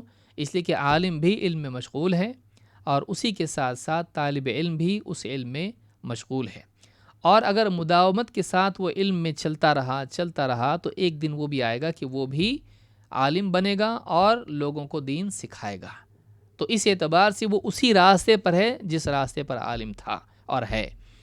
اللہ کے نبی صلی اللہ علیہ وسلم فرماتے ہیں، طلب العلم فریضۃ علی کل مسلم، علم حاصل کرنا ہر مسلمان پر فرض ہے۔ علم کی اہمیت کیا ہے؟ علم ایسا نہیں کہ چلو موڈ آ گیا تو علم حاصل کر لیں گے، شوق آ گیا، انٹرسٹ ہے میرا، ہابی ہے میری۔ علم حاصل کرنا فرض ہے، یہ عبادت ہے، بلکہ تمام عبادات کی تصحیح اس پر موقوف ہے۔ ساری عبادات صحیح ہوں گی یا غلط ہوں گی کیسے معلوم پڑے گا؟ علم ہے تو معلوم پڑے گا۔ تو علم فرض ہے، چاہے وہ عقیدے کا ہو یا عمل کا ہو، چاہے وہ یعنی عبادات کا ہو یا حقوق کا ہو۔ کہا کہ طلب العلم فریضۃ علی کل مسلم، علم حاصل کرنا ہر مسلمان پر فرض ہے۔ وَإِنَّ طَالِبَ الْعِلْمِ يَسْتَغْفِرُ لَهُ كُلُّ شَيْءٍ حَتَّى الْحِيتَانُ فِي الْبَحْرِ، اور طالب علم کے لیے ہر چیز مغفرت کی دعا کرتی ہے، یہاں تک کہ سمندر میں موجود مچھلیاں بھی۔ اس حدیث سے معلوم ہوا، اس حدیث کو امام ابن عبد البر نے اپنی کتاب جامع بیان العلم میں ذکر کیا ہے، صحیح الجامع الصغیر حدیث نمبر 3914، اور یہ حدیث صحیح ہے۔ اس حدیث سے بات معلوم ہوتی، دو باتیں معلوم ہوئی، ایک علم حاصل کرنا فرض ہے، اور دوسرے یہ کہ طالب علم کے لیے بھی مخلوقات مغفرت کی دعا کرتی ہیں۔ کیوں کرتی ہیں؟ علماء نے بتایا کہ دیکھو، طالب علم جب علم حاصل کرے گا اس کو معلوم ہوگا کہ مخلوقات کے حقوق کیا ہیں، پھر جانوروں کو ذبح کرے گا تو رحم کے ساتھ کرے گا، نیکیاں کرے گا، گناہوں سے بچے گا، اور دوسروں کو بھی معاشرے کی اصلاح کرے گا، سماج سے گناہ گھٹ کر نیکیاں اور صلاح غالب آئے گی، فساد ختم ہوگا۔ اگر ایسا نہیں ہوا تو لوگ گناہ پر گناہ کرتے جائیں گے، اصلاح کوئی نہیں کرے گا، اللہ کا عذاب آئے گا، اس عذاب میں انسان تو انسان، ان کے ساتھ میں چوپائے اور مچھلیاں اور پرندے بھی اس عذاب کا شکار ہوں گے۔ لیکن اس طالب علم کی وجہ سے لوگ سدھریں گے، اچھے بنیں گے، نیکیاں کریں گے، گناہ چھوڑیں گے، اللہ کا عذاب نہیں بلکہ اللہ کی رحمت نازل ہوگی، اور اس رحمت کا حصہ ان جانداروں کو بھی نصیب ہوگا جو اپنے بلوں میں ہیں اور پانی کی گہرائیوں میں ہیں، اس کا فائدہ ان کو بھی ہوگا۔ لہٰذا وہ اس طالب علم کے لیے دعا کرتے، کیوں؟ اس لیے کہ یہ وہ کام کر رہا ہے جس سے پورے عالم کے اندر خیر آتی ہے اور شر نکلتا ہے۔ تو یہ بات علماء نے کہی ہے۔ طالب علم فی نفسی ہی جہاد ہے۔ جہاد کیا ہے؟ اللہ کے دین کے لیے کوشش کرنا، اپنی ذات سے، اپنے قول سے، اپنے مال سے، تلوار سے، یا جو بھی چیزیں ہوتی ہیں جو وسائل اس کے لیے میسر ہیں، اس کو جہاد کہتے ہیں۔ اللہ کے دین کے لیے اپنی ذات کو اور اپنی تمام چیزوں کو نچھاور کرنا، اور موقع ہے تو جنگ بھی کرنا، اس کے مراتب ہیں، ساری چیزیں ہیں، لیکن وہ امام کے تابع ہوتا ہے، یہ نہیں کہ کوئی بھی راستے میں لڑنے لگ جائے۔ اللہ کے نبی صلی اللہ علیہ وسلم نے علم حاصل کرنے کو جہاد میں شمار کیا ہے اور اس کو فی سبیل اللہ کہا ہے۔ اللہ کے رسول صلی اللہ علیہ وسلم فرماتے ہیں، من جاء مسجدی ھذا لم یأتیہ الا لخیر یتعلمہ او یعلمہ، جو ہماری اس مسجد کو آئے، اس مسجد کی قید ہے نہیں، یہ بطور تحدید نہیں ہے، بطور تخصیص نہیں ہے، بلکہ بطور تمثیل ہے، کیونکہ اس زمانے میں نبوی علم مسجد نبوی میں ملتا تھا۔ آپ نے فرمایا کہ جو ہماری اس مسجد کو آئے، کیوں آئے؟ اسی نیت سے آئے کہ وہ علم سیکھے گا یا سکھائے گا۔ علم سیکھے گا اللہ کے نبی صلی اللہ علیہ وسلم سے، یا پھر حلقوں میں، قرآن کے حلقے، حدیث کے حلقے، اس میں لوگوں کو سکھائے گا۔ تو جو ہماری اس مسجد کو آئیں اس نیت سے کہ علم سیکھے گا یا سکھائے گا، فَهُوَ بِمَنزِلَةِ الْمُجَاهِدِ فِي سَبِيلِ اللَّهِ، وہ آدمی اللہ کی راہ کے مجاہد کے مقام پر ہے۔ یہ ویسا ہی ہے جیسے اللہ کے راستے میں جہاد میں جانے والا۔ کیوں؟ یہ ابن ماجہ اور حاکم کی روایت ہے، صحیح الجامع صغیر حدیث نمبر 6184، حدیث صحیح ہے۔ کیوں ایسا دونوں میں برابری کیسی؟ اس اعتبار سے کہ جہاد دو طرح کے ہیں، ایک تو سیاسی جہاد ہوتا ہے، لیکن ایک جہاد ہے جو دائمی ہے، وہ ہمیشہ چلتا رہتا ہے، وہ علمی جہاد ہے، اور اللہ تعالیٰ نے قرآن کریم سے جہاد کرنے کو بڑا جہاد قرار دیا ہے۔ وَلَا تُطِعِ الْكَافِرِينَ وَجَاهِدْهُمْ بِهِ جِهَادًا كَبِيرًا، فَلَا تُطِعِ الْكَافِرِينَ، ان کافروں کی باتوں میں نہیں آنا اللہ کے نبی، وَجَاهِدْهُمْ بِهِ جِهَادًا كَبِيرًا، اور ان کے ساتھ جہاد کیجئے، بڑا جہاد، اس قرآن کے ذریعے سے، بِهِ، اس قرآن کے ذریعے سے، اس قرآن کو لے کر ان سے جہاد کیجئے، یعنی قرآن کے ساتھ علمی جہاد ان سے کیجئے، ان کے باطل کو قتل کیجئے، ان کے باطل کو رد کیجئے، ان کے باطل کو مٹائیے۔ تو علمی جہاد کے ذریعے سے اہل باطل حق پر آتے ہیں مغلوب ہو کر، وہ زندگی پاتے ہیں، موت سے نکل کے زندہ ہوتے ہیں، وہ کفر کی موت سے نکل کر ایمان کی حیات ان کو نصیب ہوتی ہے، وہ گمراہی اور اندھیرے سے نکل کر ہدایت اور اجالے میں آتے ہیں۔ ہاں، تلوار کی جہاد میں کیا ہوتا ہے؟ یا تو یہ قتل ہوگا یا تو وہ قتل ہوگا، یقتلون و یقتلون، یا تو یہ قتل کریں گے یا تو قتل ہوں گے، لیکن اس سے حیات ملتی ہے۔ تو اسی لیے ابن قیم رحمۃ اللہ علیہ فرماتے ہیں کہ یہ دونوں جہاد، جو ایک جہاد علم کا ہوتا ہے، ایک جہاد جنگ والا ہوتا ہے، ان میں علم والا جہاد افضل ہے، فہو افضل الجہادین۔ مفتاح دار سعادہ میں کہتے ہیں کہ علم والا جہاد یہ دو جہاد میں سے افضل ہے۔ تو طالب علم باطل کو مٹانے ہی کے لیے جڑ سے اکھاڑتا ہے۔ دیکھیے، غلط کرنے والوں سے جنگ، لیکن غلط کرنے والے کے غلط ہی کو ختم کر دینا یہ زیادہ اچھا ہے۔ وہ تو مجبوری ہے کہ اس سے جنگ کرنی پڑی، ورنہ اصل تو یہی تھا، نبی آتے ہی کہ لوگوں کو دعوت دیتے، آتے ہی جنگ نہیں چھڑ دیتے ہیں، بلکہ آنے کے بعد لوگوں کی رہنمائی کرتے اور ان کو گمراہی سے نکالتے ہیں۔ تو ان کی اصلاح کرنا یہ اولا ہے ان کو ختم کرنے سے۔ تو یہ علمی جہاد کے ذریعے ممکن ہوتا ہے۔ تو اسی لیے کہا کہ یہ اللہ کی راہ میں مجاہد کی طرح۔ اسی طرح آپ نے فرمایا عبادات کا اگر ذکر لیا جائے تو عبادات میں حج جیسی عبادت، کامل حج کرنے والے کی طرح ثواب ملتا ہے اس آدمی کو جو علمی مجالس میں حاضر ہو کر علم حاصل کرتا ہے۔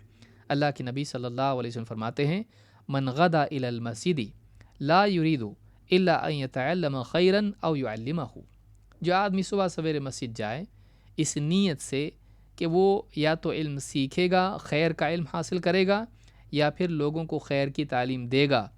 کان لہ کاجر حاج تامن حجتہ، اس کی مثال ایسی ہے، اس کا مقام ایسا ہے، وہ آدمی ایسا ہے جیسے اس کو اجر ایسا ملتا ہے جیسے ایک کامل حج کرنے والے کو ثواب ملتا ہے، بغیر کسی خرابی اور گڑبڑ کے حج کر رہا ہے۔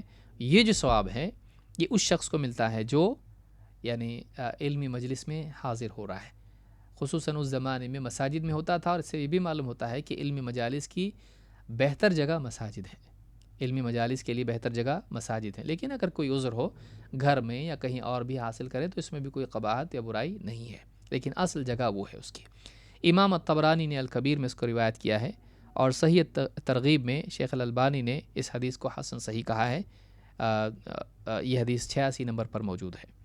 تو اس سے بات معلوم ہوتی ہے کہ ایک آدمی طلب علم کے لیے جب جاتا ہے تو گویا کہ یہ آدمی حج کے لیے جانے والے کا ثواب پاتا ہے، حج والے کو اس کا ضرور ملے گا، لیکن اللہ اگر کسی اور کو بھی دینا چاہے کوئی ثواب تو اس کو کون روک سکتا ہے؟ اللہ تعالیٰ کا فضل کوئی اس کو روک نہیں سکتا ہے۔ اللہ کے نبی صلی اللہ علیہ وسلم نے علمی مجالس کے تعلق سے اللہ کے گھروں میں جمع ہو کر قرآن کا علم حاصل کرنا، دین کا علم حاصل کرنا، اس کے بارے میں کیا کہا ہے؟ اللہ کے رسول صلی اللہ علیہ وسلم فرماتے ہیں، آج دیکھیے لوگ سکون چاہتے ہیں، سکون نہیں مل رہا ان کو، لوگ یہاں وہاں فضولیات میں بیٹھتے ہیں اور پھر دلوں کے اندر سے ایک قسم کی یعنی سکون نکل جاتا ہے اور ایک وحشت دلوں پر طاری ہوتی ہے۔ دینی مجالس میں آدمی آئے، ان دینی مجالس میں انسان کو سکون نصیب ہوتا ہے۔ اللہ کے رسول صلی اللہ علیہ وسلم فرماتے ہیں، وَمَجْتَمَعَ قَوْمٌ فِي بَيْتٍ مِّن بُيُوتِ اللَّهِ يَتْلُونَ كِتَابَ اللَّهِ وَيَتَدَارَسُونَهُ بَيْنَهُمْ، جب بھی کچھ لوگ اللہ کے گھروں میں سے کسی گھر میں جمع ہوتے ہیں اور اللہ کی کتاب پڑھتے ہیں اور آپس میں اس کا درس کرتے ہیں، اس کو سیکھتے سکھاتے ہیں، إِلَّا نَزَلَتْ عَلَيْهِمُ السَّكِينَةُ، تو ان پر سکینت نازل ہوتی ہے، ایک خاص قسم کا سکون ان کو نصیب ہوتا ہے۔ وَغَشِيَتْهُمُ الرَّحْمَةُ، اور انہیں اللہ کی رحمت ڈھانپ لیتی ہے۔ وَحَفَّتْهُمُ الْمَلَائِكَةُ، فرشتے انہیں گھیر لیتے ہیں۔ وَذَكَرَهُمُ اللَّهُ فِي مَنْ عِنْدَهُ، اور اللہ تعالیٰ اپنے پاس اپنے ہاں مقرب فرشتوں میں ان کا ذکر خیر کرتا ہے۔ اس حدیث کو امام مسلم نے روایت کیا ہے۔ کیا فرمایا؟ اللہ کے گھروں میں سے کسی گھر میں جمع ہوتے ہیں اور وہاں کیا کرتے ہیں؟ خرافاتی کتابیں پڑھتے ہیں؟ نہیں، اللہ کی کتاب پڑھتے ہیں، قرآن کا درس کرتے ہیں۔ ضمناً سنت اپنے آپ آ جاتی ہے کہ دونوں کو الگ نہیں کیا جا سکتا۔ یتلون کتاب اللہ ویتدارسونہ بینہم، تو کیا ہوتا ہے؟ سکینت نازل ہوتی ہے، رحمت ان کو ڈھانپ لیتی ہے، فرشتے انہیں گھیر لیتے ہیں، خیر کے فرشتے انہیں گھیر لیتے ہیں جو اللہ کی طرف سے رحمت اور خیر کے ساتھ آتے ہیں، اور اللہ تعالیٰ اپنے ہاں مقرب فرشتوں میں ان کا ذکر خیر کرتا ہے۔ یہ 4 نعمتیں ان کو نصیب ہوتی ہیں جو دینی مجالس میں حاضر ہوتے ہیں۔ اللہ رب العالمین ہم سب کے جمع ہونے کو قبول فرمائیں، اور میں سمجھتا ہوں آج کے لیے اتنا کافی ہے۔ دین کا سیکھنا بہت ضروری ہے، دینی مجالس میں حاضر ہونا بہت ضروری ہے، اور علم حاصل کرنا بہت ضروری ہے۔ علم کے بغیر انسان عمل اگر کرتا ہے تو یہ عمل بجائے نجات کے ہلاکت کے دروازے بھی کھول سکتا ہے۔